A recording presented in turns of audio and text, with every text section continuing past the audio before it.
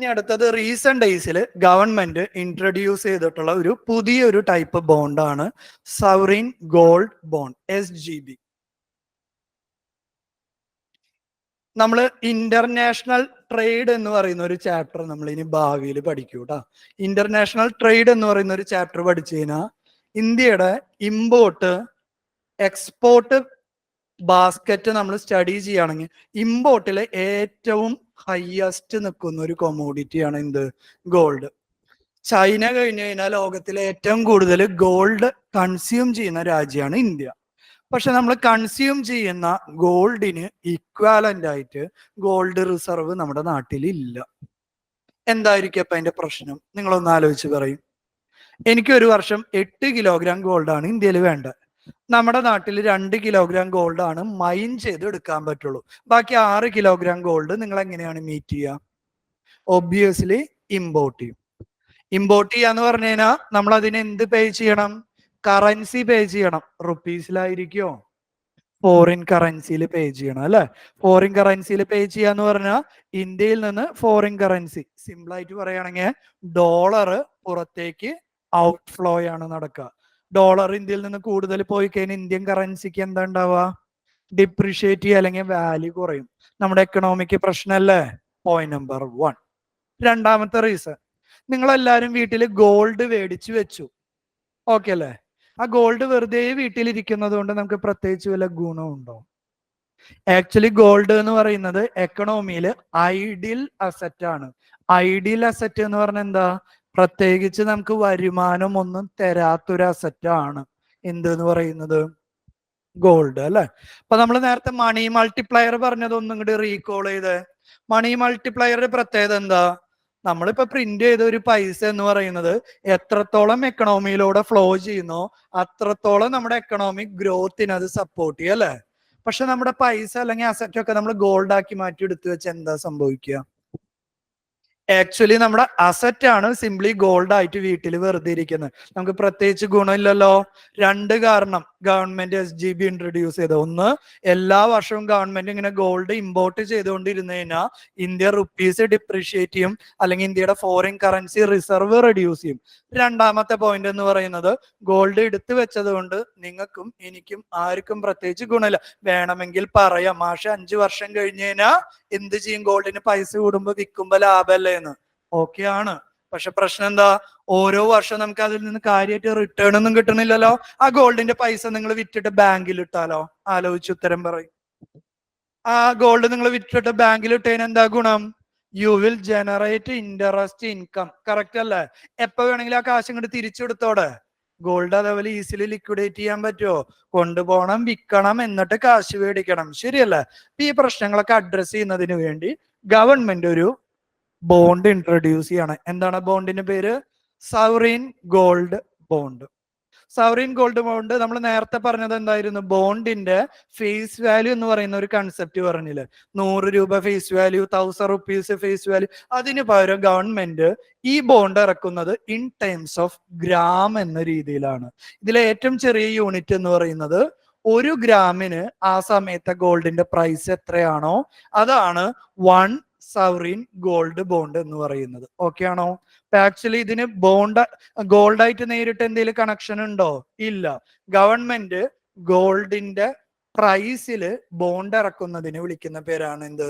സവറിൻ gold bond. What is the advantage compare to physical gold? ഈ sovereign gold bond ആണെങ്കിൽ ഇതിന് എന്തുണ്ടായിരിക്കും മക്കളെ? Coupon rate ഉണ്ടായിരിക്കും. ഓരോ 6 മന്ത്സ് കൂടുമ്പോഴും അല്ലെങ്കിൽ ഓരോ വർഷം കഴിയുമ്പോഴും നമുക്കതിന് കൃത്യമായിട്ട് എന്ത് കിട്ടും? ഇൻട്രസ്റ്റ് കിട്ടും. സെക്കൻഡ് പോയിന്റ്, ഇപ്പൊ 2018 നിങ്ങൾ ഒരു സവറിൻ ഗോൾഡ് ബോണ്ട് മേടിച്ചതെന്ന് വിചാരിക്കുക. നിങ്ങളത് 2022 വിൽക്കുകയാണെന്ന് വിചാരിക്കുക, അല്ലെങ്കിൽ ഗവൺമെന്റിലേക്ക് തിരിച്ചു കൊടുക്കുകയാണെന്ന് വിചാരിക്കുക. ആ സമയത്ത് ഗോൾഡിന്റെ പൈസ എന്താണോ ആ പൈസ തിരിച്ചു കിട്ടും. എന്താ ഗുണം? അപ്പൊ ആക്ച്വലി നിങ്ങൾ ഫിസിക്കൽ ഗോൾഡ് കയ്യിൽ കീപ്പ് ചെയ്ത് അതേ ഗുണം കിട്ടിയില്ലേ? ഫിസിക്കൽ ഗോൾഡ് നിങ്ങൾ എന്തിനാ കയ്യിൽ കീപ്പ് ചെയ്യുന്നത്? കുറച്ച് വർഷം കഴിയുമ്പോ നിങ്ങൾക്ക് അത് വിറ്റ് കഴിഞ്ഞാൽ ആ സമയത്തെ പൈസ കിട്ടും. അതേ അഡ്വാൻറ്റേജ് ഇവിടെ നടന്നില്ലേ? What is the additional advantage? You will get interest rate every 6 months or 1 year. Attractive ആയിട്ടുള്ള ഒരു സ്കീം അല്ലേ? ഗവൺമെന്റ് ഇത് എന്തിനാ റൺ ചെയ്യുന്നത്? ഗവൺമെന്റിന്റെ ഡെപ്റ്റ് മീറ്റ് ചെയ്യാൻ പറ്റിയ നല്ലൊരു ടെക്നിക്കാണ് അല്ലെ. ഗവൺമെന്റിന് കടമെടുക്കാൻ പറ്റിയ ഒരു ടെക്നിക്കാണ്. രണ്ടാമത്തെ, import dependency of gold can be reduced. ഈ രണ്ട് കാരണങ്ങൾ കൊണ്ടാണ് SGB വന്നത്. ക്ലിയർ ആണെന്ന് വിചാരിക്കണ കൺസെപ്റ്റ്. ഏറ്റവും ലോവസ്റ്റ് സബ്സ്ക്രിപ്ഷൻ യൂണിറ്റ് എന്ന് പറയുന്നത് എത്രയാ? 1 gram of gold. Government maximum ceiling അവിടെ വെച്ചിട്ടുണ്ട് കേട്ടാ. Minimum investment would be 1 gram and maximum limit would be, individuals നമ്മളെ പോലുള്ള ഇൻഡിവിജ്വൽസ് ആണെങ്കിൽ ഒരു വർഷം 4 കിലോഗ്രാമിന് ഇക്വാലന്റ് ആയിട്ടുള്ള SGB മേടിക്കാം. Hindu undivided family and university trust അതേപോലെയുള്ള ആളുകൾക്കൊക്കെ 20 കിലോഗ്രാം വരെ ഒരു ഫൈനാൻഷ്യൽ ഇയർ അല്ലെങ്കിൽ ഒരു വർഷത്തേക്ക് സബ്സ്ക്രൈബ് ചെയ്യാൻ പറ്റും. വാല്യൂസ് പഠിക്കണം കേട്ടോ. 4 കിലോഗ്രാം എന്ന് പറയുന്നത് ആർക്കൊക്കെയാണ്? ഇൻഡിവിജ്വൽസിന്, ഹിന്ദു അൺഡിവൈഡഡ് ഫാമിലീസിന്. ഇനി അതേപോലെ trust, university, board type of organisation ആണെങ്കിൽ ഒരു വർഷം 20 കിലോഗ്രാം ഇക്വാലന്റ് ആയിട്ടുള്ള SGB സബ്സ്ക്രൈബ് ചെയ്യാം. സമ്മപ്പ് ചെയ്ത് എന്താണ് SGB? ഗവൺമെന്റ് ഫിസിക്കൽ ഗോൾഡിന്റെ ഇമ്പോർട്ടിനെ സബ്സ്റ്റിറ്റ്യൂട്ട് ചെയ്യുന്നതിന് വേണ്ടി ഇൻട്രൊഡ്യൂസ് ചെയ്തിട്ടുള്ള ഒരു ഡെറ്റ് ഇൻസ്ട്രുമെന്റിനെ വിളിക്കുന്ന പേരാണ് SGB. What is the advantage compared to physical gold? നമ്മൾ വിൽക്കുന്ന സമയത്ത് എത്രയാണ് പൈസ, ആ പൈസ നിങ്ങൾക്ക് റിട്ടേൺ കിട്ടുകയും ചെയ്യും. ഓരോ വർഷം അല്ലെങ്കിൽ 6 മാസം കൂടുമ്പോൾ നിങ്ങൾക്ക് ഒരു ഇൻട്രസ്റ്റ് റേറ്റ് ജനറേറ്റ് ചെയ്യാൻ വേണ്ടി പറ്റും. അടുത്ത ഇമ്പോർട്ടൻസ്, ഗോൾഡ് എന്ന് പറയുമ്പോൾ എക്കണോമിയിൽ അത് ഐഡിയൽ അസറ്റ് ആയിട്ടാണ് ഇരിക്കുന്നത്. മറിച്ച് നിങ്ങൾ SGB മേടിച്ചാലോ ആ പൈസ ഗവൺമെന്റിലേക്കും അല്ലെങ്കിൽ എക്കണോമിയിലേക്ക് ഇറങ്ങല്ലേ. Multiplier of money will increase. Money multiplier increase ചെയ്ത് കഴിഞ്ഞാൽ എക്കണോമിക് പ്രോസസ്സും ഇംപ്രൂവ് ചെയ്യും. ലിമിറ്റ് പറയും, മിനിമം എത്രയാ മാക്സിമം എത്രയാ? മിനിമം ഈ ബോണ്ടിന്റെ എന്ന് പറയുന്നത് ഇൻ ടേംസ് ഓഫ് 1 gram ആണ്. മാക്സിമം ഇൻഡിവിജ്വൽസും ഹിന്ദു അൺഡിവൈഡഡ് ഫാമിലി HUF അവർക്ക് എത്രയാണ്? 4 കിലോഗ്രാം. യൂണിവേഴ്സിറ്റി, ബോർഡ്, ട്രസ്റ്റ് തുടങ്ങിയ ആളുകൾക്ക് 20 കിലോഗ്രാം. ആ സീലിംഗ് എന്ന് പറയുന്നത് എത്ര? ഒരു വർഷത്തേക്കാണ് കേട്ടാ, ഓരോ ഫൈനാൻഷ്യൽ ഇയർ. ഇപ്പൊ നിങ്ങളാണെങ്കിൽ 4 കിലോഗ്രാം ഈ ഫൈനാൻഷ്യൽ ഇയർ വാങ്ങാം, അടുത്ത വർഷം വീണ്ടും എന്ത് മേടിക്കാം? 4 കിലോഗ്രാമിന് ഇക്വാലന്റ് ആയിട്ടുള്ളത് സബ്സ്ക്രൈബ് ചെയ്യാൻ പറ്റൂ കേട്ടോ. ഓക്കെ. സ്റ്റേറ്റ് ഡെവലപ്മെന്റ് ലോൺസ് എന്ന് പറഞ്ഞാൽ എന്തായിരുന്നു? സ്റ്റേറ്റ് ഗവൺമെന്റ്സ് ഇഷ്യൂ ചെയ്യുന്ന ഗവൺമെന്റ് സെക്യൂരിറ്റിയെ വിളിച്ച പേര് അല്ലെ. വായിച്ചു നോക്കിക്കോ. എന്താണ് state development loans? State governments also raise loans from the market, which are called SDLs. SDLs are dated securities issued through normal auction, similar to the auction conducted for dated securities issued by the central government. ഒരു statement പറയാം, true ആണോ false ആണോ എന്ന് പറയണം. State development loans are examples of money market instrument. True ആണോ false ആണോ? ആലോചിച്ച് ഉത്തരം പറയാം കേട്ടോ. State development loan concept clear ആവാനാണ് കേട്ടോ ട്രൂ ഓർ ഫോൾസ് ചോദിക്കുന്നത്. ഇതാണ് UPSC ഉപയോഗിക്കുന്ന statements. State development loans are examples of money market instruments. True ആണോ ഫോൾസ് ആണോ? ഫോൾസ് ആണ്. എന്താ കാരണം? സ്റ്റേറ്റ് ഡെവലപ്മെന്റ് ലോൺസിന്റെ ടൈം പീരീഡ് എന്ന് പറയുന്നത് ഈക്വൽ ടു അല്ലെങ്കിൽ ഗ്രേറ്റർ ദാൻ 1 year ആണ്. ഗ്രേറ്റർ ദാൻ 1 year ആണെങ്കിൽ അത് ഏത് ടൈപ്പ് ഇൻസ്ട്രുമെന്റാ? ക്യാപിറ്റൽ മാർക്കറ്റ് ഇൻസ്ട്രുമെന്റ് ആണ്. സ്റ്റേറ്റ് ഗവൺമെന്റിന് മണി മാർക്കറ്റ് ഇൻസ്ട്രുമെന്റ് ഇഷ്യൂ ചെയ്യാനുള്ള അധികാരമില്ല. എന്ത് ഈ മണി മാർക്കറ്റ് ഇൻസ്ട്രുമെന്റിലുള്ളത്? Treasury bill. ട്രഷറി ബില്ല് അല്ലെങ്കിൽ ക്യാഷ് മാനേജ്മെന്റ് ബില്ല്, ഇത് രണ്ടും ഇറക്കാനുള്ള അധികാരം ആർക്കില്ല? സ്റ്റേറ്റ് ഗവൺമെന്റിനില്ല. Okay. Like dated securities issued by the central government, SDLs are also issued by the state government, also qualify for SLR. ഇതെല്ലാം നമ്മൾ അടുത്ത ടോപ്പിക്കിൽ കാണും. SLR എന്ന് പറഞ്ഞാൽ സ്റ്റാറ്റ്യൂട്ടറി ലിക്വിഡിറ്റി റേഷ്യോ, റിപ്പോ, അതേപോലെ ലിക്വിഡിറ്റി അഡ്ജസ്റ്റ്മെന്റ് ഫെസിലിറ്റി. അടുത്ത സ്ലൈഡ് അത് നമുക്ക് ഡിസ്കസ് ചെയ്യാം. ഇത് എങ്ങനെയാണ് ഗവൺമെന്റ് സെക്യൂരിറ്റീസ് ഇഷ്യൂ ചെയ്യുന്നതെന്ന്. ഗവൺമെന്റ് സെക്യൂരിറ്റീസ് സെൻട്രൽ ഗവൺമെന്റിന് വേണ്ടിയിട്ടാണെങ്കിലും സ്റ്റേറ്റ് ഗവൺമെന്റിന് വേണ്ടിയിട്ടാണെങ്കിലും അത് ഇഷ്യൂ ചെയ്യുന്ന function banker to the government. ആദ്യത്തെ ഫംഗ്ഷൻ അതല്ലേ പഠിച്ച്? RBI act as the banker to the government. Central ഗവൺമെന്റിന് വേണ്ടിയിട്ടാണെങ്കിലും സ്റ്റേറ്റ് ഗവൺമെന്റിന് വേണ്ടിയിട്ടാണെങ്കിലും ഈ ഡെറ്റ് ഇൻസ്ട്രുമെന്റ്സ് ഇഷ്യൂ ചെയ്യുന്നത് അല്ലെങ്കിൽ ഗവൺമെന്റ് സെക്യൂരിറ്റി ഇഷ്യൂ ചെയ്യുന്നത് RBI ആണ്. RBI അതിനുവേണ്ടി ഉപയോഗിക്കുന്ന ഒരു ഇലക്ട്രോണിക് പ്ലാറ്റ്ഫോമിന്റെ പേരാണ് ഇ-കൂബർ. ഗവൺമെന്റ് സെക്യൂരിറ്റീസ് ഇഷ്യൂ ചെയ്യുന്നതിന് വേണ്ടി RBI ഉപയോഗിക്കുന്ന ഇലക്ട്രോണിക് പ്ലാറ്റ്ഫോമിന്റെ പേരാണ് ഇ-കൂബർ. ഇനി ഇവിടെ പുതിയൊരു കറന്റ് അഫെയർ ടോപ്പിക് ഞാൻ ഇവിടെ ആഡ് ചെയ്തിട്ടുണ്ട്. What is the RBI retail direct scheme? എന്താണ് റീറ്റെയിൽ ഡയറക്റ്റ് സ്കീം എന്ന് വെച്ചാൽ? ഷെയർ മാർക്കറ്റിന്റെ എക്സാമ്പിൾ തന്നെ വീണ്ടും റീകോൾ ചെയ്യണം. പണ്ട് കാലത്ത് നിങ്ങൾക്ക് ഷെയർ മാർക്കറ്റിൽ ഇൻവെസ്റ്റ് ചെയ്യണമെങ്കിൽ നിങ്ങൾക്ക് നേരിട്ട് ഒരു കമ്പനിയുടെ ഷെയർ വാങ്ങാൻ വേണ്ടി പറ്റില്ല. നിങ്ങൾക്ക് ഒരു ഷെയർ വാങ്ങണമെങ്കിൽ നിങ്ങൾ യൂഷ്വലി എന്ത് ചെയ്യണം? ഒരു ഷെയർ ബ്രോക്കറെ നിങ്ങൾ എന്ത് ചെയ്യണം? മീറ്റ് ചെയ്യണം. നിങ്ങളുടെ പൈസ ഷെയർ ബ്രോക്കറിന് കൊടുത്ത് ആ ഷെയർ ബ്രോക്കർ നിങ്ങൾക്ക് വേണ്ടി എന്ത് വാങ്ങും? ഷെയർ വാങ്ങും, ഷെയർ വിൽക്കും. ദാറ്റ് ഈസ് ആ കമ്പനിക്കും നിങ്ങൾക്കും ഇടയിൽ ഒരു ഇന്റർമീഡിയറി ആയിട്ട് എപ്പോഴും ആരുണ്ടായിരിക്കും? ബ്രോക്കേഴ്സ് ഉണ്ടായിരിക്കും. ഓക്കെ ആണോ? ഇതിനെ ബേസ് ചെയ്തിട്ടാണ് ഒരുപാട് സ്കാംസുകളൊക്കെ പല രാജ്യങ്ങളിലും നടന്നിട്ടുള്ളത്. വാൾ സ്ട്രീറ്റ് സ്കാം, ഇന്ത്യയിലാണെങ്കിൽ ഹർഷാദ് മേത്ത സ്കാം എന്നൊക്കെ പറഞ്ഞിട്ട് അതിനൊക്കെ ബേസ് ചെയ്തിട്ട് വെബ് സീരീസുകൾ ഇറങ്ങിയിട്ടുണ്ട്.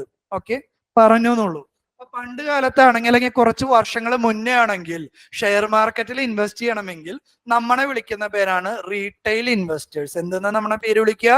Retail investors. റീറ്റെയിൽ ഇൻവെസ്റ്റേഴ്സ് എന്ന് പറഞ്ഞാൽ ചെറിയ ചെറിയ പൈസ ഷെയർ മാർക്കറ്റില് അല്ലെങ്കിൽ ബോണ്ട് മാർക്കറ്റിൽ ഇൻവെസ്റ്റ് ചെയ്യുന്ന ആൾക്കാരെ വിളിക്കുന്ന പേരാണ് റീറ്റെയിൽ ഇൻവെസ്റ്റേഴ്സ്. നമുക്ക് നേരിട്ട് എന്ത് ചെയ്യാൻ പറ്റില്ല? ഇൻവെസ്റ്റ് ചെയ്യാൻ പറ്റില്ല. സോ ഒരു ബ്രോക്കറിലൂടെ മാത്രമാണ് നമുക്ക് ഇൻവെസ്റ്റ് ചെയ്യാൻ പറ്റുള്ളൂ. അപ്പോഴാണ് നമ്മുടെ നാട്ടിൽ എന്ത് സംഭവിക്കുന്നത്? ഈ ബ്രോക്കേഴ്സ് നിങ്ങളുടെ പൈസ ഉപയോഗിച്ച് നമ്മുടെ അനുവാദമില്ലാതെ നമ്മുടെ ഷെയർ വെച്ച് പല തരത്തില് വിൽക്കലും വാങ്ങലും നടത്തി അവര് ലാഭം ഉണ്ടാക്കും. അവസാനം നമ്മുടെ പൈസ പോകും. പല തരത്തിലുള്ള സ്കാമുകൾ നടക്കാൻ തുടങ്ങി. അപ്പൊ അതിനൊന്ന് കൺട്രോൾ ചെയ്യുന്നതിന് വേണ്ടി സെബി ചില ടെക്നിക്കുകൾ മുന്നോട്ട് കൊണ്ടുവന്നു. സിമിലർലി RBIയും ചില ടെക്നിക്സ് മുന്നോട്ട് കൊണ്ടുവന്നു. RBI മുന്നോട്ട് കൊണ്ടുവന്ന ടെക്നിക്കിന്റെ പേരാണ് എന്ത്? RBI retail direct scheme. Retail direct scheme പ്രകാരം നമ്മളെ പോലുള്ള റീറ്റെയിൽ ഇൻവെസ്റ്റേഴ്സിന് ബോണ്ട് മാർക്കറ്റ് അല്ലെങ്കിൽ ഗവൺമെന്റ് സെക്യൂരിറ്റിയിൽ ഇൻവെസ്റ്റ് ചെയ്യാൻ വേണ്ടി RBIയിൽ ഒരു അക്കൗണ്ട് തുടങ്ങിയാൽ മതി. നമ്മൾ ബാങ്കിൽ ഒരു അക്കൗണ്ട് തുടങ്ങില്ലേ? ബാങ്കിൽ എന്തിനാ നമ്മൾ അക്കൗണ്ട് തുടങ്ങുന്നത്? നമ്മൾ അതിലേക്ക് പൈസ ഇട്ട് ആ പൈസ നമ്മൾ പല കാര്യങ്ങൾക്ക് ഉപയോഗിക്കും അല്ലെ? ഇതേപോലെ ഗവൺമെന്റ് സെക്യൂരിറ്റീസ് വാങ്ങണമെങ്കിൽ നമ്മളെ പോലെയുള്ള റീറ്റെയിൽ ഇൻവെസ്റ്റേഴ്സ് എന്ത് ചെയ്യും? ആദ്യം ആരപ്രോച്ച് ചെയ്യും? RBIനെ അപ്രോച്ച് ചെയ്യും. RBIനോട് ഞാൻ പറയും, അല്ലെങ്കിൽ നമ്മൾ പറയും, എൻ്റെ കയ്യിൽ കുറച്ച് പൈസ ഉണ്ട്, ഒരുപാടൊന്നും ഇല്ല, കുറച്ച് പൈസ ഉണ്ട് എൻ്റെ കയ്യിൽ, അത് എനിക്ക് എന്തിൽ ഇൻവെസ്റ്റ് ചെയ്യാൻ താല്പര്യമുണ്ട്? ഗവൺമെന്റ് സെക്യൂരിറ്റിയിൽ ഇൻവെസ്റ്റ് ചെയ്യാൻ താല്പര്യമുണ്ട്. അപ്പൊ RBI പറയും ശരി, നിങ്ങൾക്ക് ഗവൺമെന്റ് സെക്യൂരിറ്റിയിൽ ഇൻവെസ്റ്റ് ചെയ്യാം. പക്ഷെ ഒരു കണ്ടീഷൻ ഉണ്ട്, നിങ്ങൾ RBIയിൽ അല്ലെങ്കിൽ ഞങ്ങളുടെ ഒരു അക്കൗണ്ട് ഓപ്പൺ ചെയ്യണം. ആ അക്കൗണ്ടിന് വിളിക്കുന്ന പേരാണ് റീറ്റെയിൽ ഡയറക്റ്റ് അക്കൗണ്ട്. ഓക്കെ ആണോ? ഈ അക്കൗണ്ടിന്റെ പ്രത്യേകത എന്ന് വെച്ച് കഴിഞ്ഞാൽ ഈ അക്കൗണ്ട് എന്തിനു മാത്രം ഉപയോഗിക്കാൻ പറ്റുള്ളൂ? ബാങ്കിലെ ലോൺ അടയ്ക്കാനോ EMI അടയ്ക്കാനോ അല്ലെങ്കിൽ നിങ്ങളുടെ സുഹൃത്തിന് UPI ചെയ്യാനോ ഒന്നിനും പറ്റില്ല. ഈ അക്കൗണ്ട് എന്ത് മാത്രം ഉപയോഗിക്കാൻ പറ്റുള്ളൂ? ഗവൺമെന്റ് സെക്യൂരിറ്റി വാങ്ങാം, ഗവൺമെന്റ് സെക്യൂരിറ്റി വിൽക്കാം. ഇവിടെ ആരുടെ ആവശ്യമില്ല? നിങ്ങൾക്ക് ഇന്റർമീഡിയറീസ് അല്ലെങ്കിൽ ബ്രോക്കേഴ്സിന്റെ ആവശ്യമില്ലാതെ നേരിട്ട് RBIയിൽ ഒരു അക്കൗണ്ട് തുടങ്ങി ഗവൺമെന്റ് സെക്യൂരിറ്റി വാങ്ങാനും വിൽക്കാനും RBI ഇൻട്രൊഡ്യൂസ് ചെയ്തിട്ടുള്ള സ്കീമിനെ വിളിക്കുന്ന പേരാണ് എന്ത്? ഒബ്വിയസ്ലി ഇവിടെ ട്രാൻസ്പാരൻസി കൂടുതലായിരിക്കും. നിങ്ങളല്ലേ വേണ്ടപ്പോ ഗവൺമെന്റ് സെക്യൂരിറ്റി വാങ്ങുന്നത്, നിങ്ങളല്ലേ നിങ്ങൾക്ക് ആവശ്യമുള്ളപ്പോ ഗവൺമെന്റ് സെക്യൂരിറ്റി വിൽക്കുന്നത്, ഇടയിൽ യാതൊരു ഇന്റർമീഡിയറീസും ഇല്ല. ഈ പുതിയ കൊണ്ടുവന്നിട്ടുള്ള സ്കീമിനെ വിളിക്കുന്ന പേരാണ് റീറ്റെയിൽ ഡയറക്റ്റ് സ്കീം. എളുപ്പല്ലേ? നല്ലൊരു ഇന്നോവേറ്റീവ് ടെക്നിക്ക് അല്ലേ? ഇപ്പൊ 2-3 വർഷമായിട്ടുള്ള ഇത് വന്നിട്ടുള്ള കുറെ ആൾക്കാർ ഈ ഒരു റൂട്ടിലൂടെ ബാങ്കിൽ പൈസ ഡെപ്പോസിറ്റ് ഇടുന്നതിന് പകരം ഗവൺമെന്റ് സെക്യൂരിറ്റീസിലൊക്കെ ഡെപ്പോസിറ്റ് ചെയ്യുന്നുണ്ട് കേട്ടോ. റീസെന്റ് ഡേയ്സിൽ നമ്മുടെ കയ്യിൽ എക്സ്ട്രാ പൈസ ഉണ്ടെങ്കിൽ അത് ഇൻവെസ്റ്റ് ചെയ്യാൻ ഒരുപാട് ഓപ്ഷൻ ഉണ്ട്. പണ്ട് കാലത്താണെങ്കിൽ ആകെയുള്ള ഒരു ഓപ്ഷൻ എന്ത് മാത്രമായിരുന്നു? ബാങ്കിൽ ഡെപ്പോസിറ്റ്. ഇപ്പൊ നമുക്ക് ബാങ്കിൽ ഡെപ്പോസിറ്റ് ഇടാം, മ്യൂച്വൽ ഫണ്ടിൽ പൈസ ഇറക്കാം, നിങ്ങൾക്കൊരു കമ്പനിയുടെ ഷെയർ മേടിക്കാം, ബോണ്ട് മേടിക്കാം, ഗവൺമെന്റ് സെക്യൂരിറ്റി മേടിക്കാം, വേണമെങ്കിൽ ഒരു ഗോൾഡ് മേടിച്ചു വെക്കാം, SGBയിൽ ഇൻവെസ്റ്റ് ചെയ്യാം, ഒരു പ്രോപ്പർട്ടി വാങ്ങിയിടാം. ക്ലിയർ അല്ലേ? ഒരുപാട് ഓപ്പർച്യൂണിറ്റീസ് ഉണ്ട് കേട്ടോ നമുക്ക്. ഓപ്പറേഷൻ ട്വിസ്റ്റ് ഇത് ഞാൻ ഇപ്പൊ എടുക്കുന്നില്ല, ഇത് ഞാൻ ഏത് കഴിഞ്ഞിട്ട് എടുക്കാം? ഈ മോണിറ്ററി പോളിസി കമ്മിറ്റിയും ഡിസ്കഷനും കഴിഞ്ഞിട്ട് ഞാൻ ഓപ്പറേഷൻ ട്വിസ്റ്റ് എടുക്കാം. എന്നാലേ നിങ്ങൾക്ക് കുറച്ചും കൂടി ക്ലാരിറ്റി വരുള്ളൂ കേട്ടോ. ഞാനത് എടുക്കും പിന്നീട് കേട്ടോ. മോണിറ്ററി അതോറിറ്റി ഓൾറെഡി നമ്മൾ പലതവണ റിപ്പീറ്റ് ചെയ്ത പോളിസിയാണ്. എന്ത് ഈ മോണിറ്ററി അതോറിറ്റി എന്ന് പറഞ്ഞു കഴിഞ്ഞാൽ ഇന്ത്യയിൽ റിസർവ് ബാങ്ക് ഓഫ് ഇന്ത്യ ആണ് പ്രധാനമായിട്ട് ഏത് ഡ്യൂട്ടി ചെയ്യുന്നത്? എക്കണോമിയിലെ മണി സപ്ലൈ കൺട്രോൾ ചെയ്യുന്നത് അല്ലെ. ഒരു എക്കണോമിയിൽ ആരാണോ മണി സപ്ലൈ കൺട്രോൾ ചെയ്യുക, മണി സപ്ലൈ എന്ന് പറഞ്ഞാൽ എന്താ? എത്രത്തോളം മണി വേണം, കൂടുതലാണെങ്കിൽ അത് കുറയ്ക്കാനുള്ള മെഷേഴ്സ് എടുക്കും, കുറഞ്ഞു കഴിഞ്ഞാൽ അത് കൂട്ടാനുള്ള മെഷേഴ്സ് എടുക്കും. എന്താ തരം പോളിസീസിന് ജനറലി പേര് വിളിക്കുക? Counter cyclical policies. Monetary policy ആണെങ്കിൽ counter cyclical monetary policy. Government എടുക്കുന്ന പോളിസി ആണെങ്കിൽ കൗണ്ടർ സൈക്ലിക്കൽ ഫിസ്ക്കൽ പോളിസി. പ്രശ്നമില്ലല്ലോ. ഒരു എക്കണോമിയിൽ ആരാണ് മണി സപ്ലൈ കൺട്രോൾ ചെയ്യുന്നത് അയാളെ വിളിക്കുന്ന പേരാണ് മോണറ്ററി അതോറിറ്റി. ഇന്ത്യയുടെ പെർസ്പെക്റ്റീവിലാണെങ്കിൽ അവർ central bank, reserve bank of India is doing the great job of monetary policy controlling or money controlling. ഈ മണി കൺട്രോൾ ചെയ്യുമ്പോൾ രണ്ട് ഒബ്ജക്റ്റീവ് ആണ് റിസർവ് ബാങ്ക് ഓഫ് ഇന്ത്യയുടെ മുന്നിലുള്ള. ഒന്ന്, maintain price stability. Price stability എന്ന് പറഞ്ഞാൽ അതിന്റെ വേറൊരു മീനിങ് ആണ് inflation control. Inflation control with the objective of growth. Why?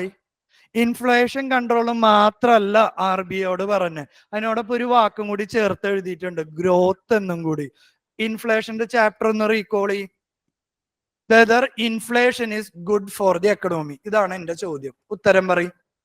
Whether inflation is good for the economy. എന്താണ് അതിന്റെ ആൻസർ? നമ്മൾ പറഞ്ഞിരുന്നു, small level of inflation is always good for the economy. എന്താ കാരണം? പ്രൊഡ്യൂസേഴ്സ് പ്രൊഡ്യൂസ് ചെയ്യുന്നതിന് ഒരു decent profit generate ചെയ്യാൻ പറ്റും. When inflation is out of control എന്താ സംഭവിക്കുക? Economic growth will be affected. അപ്പൊ അതിൽ നിന്ന് തന്നെ അറിയാം, ഇൻഫ്ലേഷനും അല്ലെങ്കിൽ പ്രൈസും ഗ്രോത്തും വളരെ ഡിപ്പെൻഡന്റ് ആയിട്ട് കിടക്കുന്ന വേരിയബിൾ ആണ്. ഇൻഫ്ലേഷൻ വേറൊരു ഫിനോമിന, ഗ്രോത്ത് വേറൊരു ഫിനോമിനയല്ല. ഇൻഫ്ലേഷനും ഗ്രോത്തും വളരെ ഇന്റർലിങ്ക്ഡ് ആയിട്ട് കിടക്കുന്ന പാരാമീറ്റേഴ്സ് ആണ്. ഇൻഫ്ലേഷനെ നമ്മൾ തൊട്ടോ അത് എന്തിനേയും കൂടി ബാധിക്കും? ഗ്രോത്തിനെ ബാധിക്കും. ഇൻഫ്ലേഷൻ കഷ്ടപ്പെട്ട് കൺട്രോൾ ചെയ്തു, പക്ഷെ എക്കണോമി സ്ലോ ഡൗണിൽ നിന്ന് റിസഷനിലേക്ക് പോയാലോ? Is that good for the economy? അല്ല.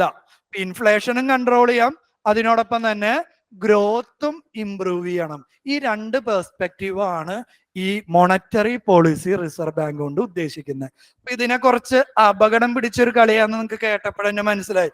ഇൻഫ്ലേഷനെ കുറയ്ക്കാൻ നോക്കിയാൽ ചിലപ്പോൾ എന്തുണ്ടാവും? ഗ്രോത്ത് കുറയും. ഗ്രോത്ത് കൂടാൻ വേണ്ടി നോക്കി നിന്നാൽ ചിലപ്പോൾ ഹയർ ഇൻഫ്ലേഷൻ ഉണ്ടാവും. വളരെ അപകടം പിടിച്ച കളിയാണ്. അപ്പൊ ഈ പ്രശ്നം അഡ്രസ് ചെയ്യുന്നതിന് വേണ്ടി ഇനീഷ്യൽ ഡേയ്സിൽ അല്ലെങ്കിൽ 2016 വരെ ഈ ഒരു ഒബ്ജക്റ്റീവ് ചെയ്തിരുന്നത് RBI മാത്രമാണ്. സോൾ ഡിസ്ക്രിഷൻ ഓഫ് RBI അല്ലെങ്കിൽ സോൾ ഡിസ്ക്രിഷൻ ഓഫ് RBI ഗവർണറാണ്. 2016 ഗവൺമെന്റ് പുതിയൊരു നിയമം പാസാക്കി, പുതിയൊരു ഇൻസ്റ്റിറ്റ്യൂഷനെ കൊണ്ടുവന്നു. കുറച്ചും കൂടി ഈ മോണറ്ററി പോളിസിയുടെ ട്രാൻസ്പാരൻസി എൻഷുർ ചെയ്യുന്നതിന് വേണ്ടി പുതിയൊരു കമ്മിറ്റി അല്ലെങ്കിൽ ഇൻസ്റ്റിറ്റ്യൂഷൻ ഇൻട്രൊഡ്യൂസ് ചെയ്തു, which is called monetary policy committee, MPC. ഒന്ന് റീകോൾ ചെയ്ത് പറഞ്ഞ കാര്യം, 2016 വരെ മോണറ്ററി പോളിസി കണ്ടക്ട് ചെയ്തത് ആര് മാത്രമായിരുന്നു? RBI മാത്രമായിരുന്നു. 2016 ഈ മോണറ്ററി പോളിസിയുടെ ട്രാൻസ്പാരൻസി ഇംപ്രൂവ് ചെയ്യുന്നതിന് വേണ്ടി ഇൻട്രൊഡ്യൂസ് ചെയ്തിട്ടുള്ള പുതിയൊരു ഇൻസ്റ്റിറ്റ്യൂഷണൽ മെക്കാനിസത്തിന്റെ പേരാണ് monetary policy committee. What is the objective or intention of monetary policy committee? Price stability with the intention of growth. Price stability അല്ലെങ്കിൽ പ്രൈസ് കൺട്രോളും ചെയ്യണം, ഗ്രോത്ത് എക്കണോമിക് ഗ്രോത്തിന് വേണ്ടി ട്രൈ ചെയ്യും വേണം. ഓക്കെ ആണല്ലോ. ഈ RBI അല്ലെങ്കിൽ മോണറ്ററി പോളിസി കമ്മിറ്റിയാണ് മോണറ്ററി പോളിസിയുടെ ഇമ്പോർട്ടൻറ്റ് ടൂൾ ആയിട്ടുള്ള bench mark interest rate, bank interest rate like repo rate, reverse repo rate, ഇതെല്ലാം ഡിസൈഡ് ചെയ്യുന്നത് ആരാണ്? മോണറ്ററി പോളിസി കമ്മിറ്റിയാണ്. ഇനി അതിൽ നമുക്ക് മെമ്പേഴ്സിന്റെ കോമ്പോസിഷൻ നോക്കാം. മോണറ്ററി പോളിസി എന്ന് പറയുമ്പോൾ അതിൽ ടോട്ടല് 6 മെമ്പേഴ്സ് ആണ്. നമ്മൾ പലപ്പോഴും റിപ്പീറ്റ് ചെയ്തിട്ടുള്ളതാണ് കേട്ടോ, വീണ്ടും റിപ്പീറ്റ് ചെയ്യുന്നത്. It's an important concept. MPC consist of 6 members. 3 members are from RBI. 3 members are from RBI and other 3 members are appointed by central government. Appoint by central government എന്ന് പറഞ്ഞാൽ nominees of central government. ഈ രണ്ട് ടൈമിന്റെ പ്രത്യേകത എന്താ? ഇവര് monetary policy deal ചെയ്യുന്നവരും central government physical policy deal ചെയ്യുന്നവരാണ്. ഫിസിക്കൽ പോളിസി ഭാവിയിൽ ഹയർ ലെവലിലേക്ക് എക്കണോമിക്സ് പഠിക്കുമ്പോൾ നമ്മൾ പറയും മോണിറ്ററി പോളിസി മാത്രം ഇൻഫ്ലേഷനെ കൺട്രോൾ ചെയ്യാൻ പറ്റില്ല, ഫിസിക്കൽ പോളിസിക്ക് മാത്രം ഇൻഫ്ലേഷനെ കൺട്രോൾ ചെയ്യാൻ പറ്റില്ല. For example monetary policy counter സൈക്ലിക്കലും ഫിസിക്കൽ പോളിസി പ്രോ സൈക്ലിക്കലായിട്ട് ഡിസിഷൻ എടുത്തതിന് എന്താ ഉണ്ടാവുക? പറഞ്ഞത് തന്നെ മനസ്സിലായി, രണ്ടും ഓപ്പോസിറ്റ് ഡിസിഷൻ ആണ് മനസ്സിലായി. അൾട്ടിമേറ്റ്ലി എക്കണോമിക്ക് എന്തുണ്ടാവില്ല, ഉദ്ദേശിച്ച എഫക്ട് ഉണ്ടാവില്ലല്ലോ. ഇപ്പൊ ഫിസിക്കൽ പോളിസി മോണിറ്ററി പോളിസി എപ്പോഴും എന്ത് ചെയ്യണം? സിമിലർ ഇൻ ലൈൻ അല്ലെങ്കിൽ ഇൻ കൺസോണൻസിൽ വർക്ക് ചെയ്താൽ മാത്രമാണ് ഇൻഫ്ലേഷൻ കൺട്രോൾ ചെയ്യാനും ഗ്രോത്ത് ഇംപ്രൂവ് ചെയ്യാനും നമുക്ക് പറ്റുള്ളൂ. അപ്പൊ അതിനു വേണ്ടിയിട്ടാണ് രണ്ട് ടീമിൽ നിന്നുള്ള ആളുകളുടെയും ഒപ്പീനിയൻ എന്ന രീതിയിലാണ് MPC ക്രിയേറ്റ് ചെയ്യുന്നത്. MPC വെറുതെ ക്രിയേറ്റ് ചെയ്തതാണോ? ഗവൺമെന്റിന്റെ പെർസ്പെക്റ്റീവും റിസർവ് ബാങ്ക് അല്ലെങ്കിൽ സെൻട്രൽ ബാങ്കിന്റെ പെർസ്പെക്റ്റീവും കൂടിയുള്ള പുതിയൊരു ഇൻസ്റ്റിറ്റ്യൂഷണൽ മെക്കാനിസം ഇൻട്രൊഡ്യൂസ് ചെയ്തു. ഓക്കെ അല്ലേ? ഇനി RBIയിലെ മെമ്പേഴ്സ് എന്ന് പറയുമ്പോൾ അതിൽ ആരുണ്ടായിരിക്കും? റിസർവ് ബാങ്ക് ഗവർണർ ഉണ്ടായിരിക്കും. റിസർവ് ബാങ്കിന് 4 ഡെപ്യൂട്ടി ഗവർണേഴ്സ് ഉണ്ട് എന്നല്ലേ നമ്മൾ പറഞ്ഞ? 4 ഡെപ്യൂട്ടി ഗവർണേഴ്സ് ഉണ്ട് എന്ന് പറഞ്ഞു. 4 ഡെപ്യൂട്ടി ഗവർണറിലെ ഒരാളെയും കൂടി ഇതിൽ ചേർക്കും. പക്ഷെ ആ ഡെപ്യൂട്ടി ഗവർണറാണ് റിസർവ് ബാങ്കില് മോണിറ്ററി പോളിസിയുമായുള്ള ഡിസ്കഷൻ നടത്തുന്ന ഡെപ്യൂട്ടി ഗവർണർ. ഇതിന് പുറമെ one more member from reserve bank. ഈ 3 മെമ്പേഴ്സിനെ സെൻട്രൽ ഗവൺമെന്റ് അപ്പോയിന്റ് ചെയ്യും. അതിന് ചില കണ്ടീഷൻസ് ഉണ്ട് കേട്ടോ. ഏറ്റവും ആദ്യം ഗവൺമെന്റ് ഒരു സെലക്ഷൻ കമ്മിറ്റി അപ്പോയിന്റ് ചെയ്യും. ആ സെലക്ഷൻ കമ്മിറ്റീസ് ആണ് ഈ 3 മെമ്പേഴ്സിനെ റെക്കമെൻഡ് ചെയ്യുന്നത്. ആ 3 മെമ്പേഴ്സ് എന്ന് പറയുന്നത് ആരായിരിക്കും? They are expert in the field of economics or banking or finance or monetary policy. They are appointed for a period of 4 years and they are not eligible for reappointment. Just ഈ points ഒന്ന് മനസ്സിലാക്കാം. 6 members, 3 RBI, 3 central government nominee, 3 members RBIയില് governor, deputy governor in charge of monetary policy, 1 more member from RBI, 3 members central government നോമിനീസിനെ ഒരു selection committee select ചെയ്യും. 4 വർഷത്തേക്കാണ്. They are experts in the field of either economics or banking or finance or monetary policy. They are not eligible for reappointment. അത്രയേ ഉള്ളൂ.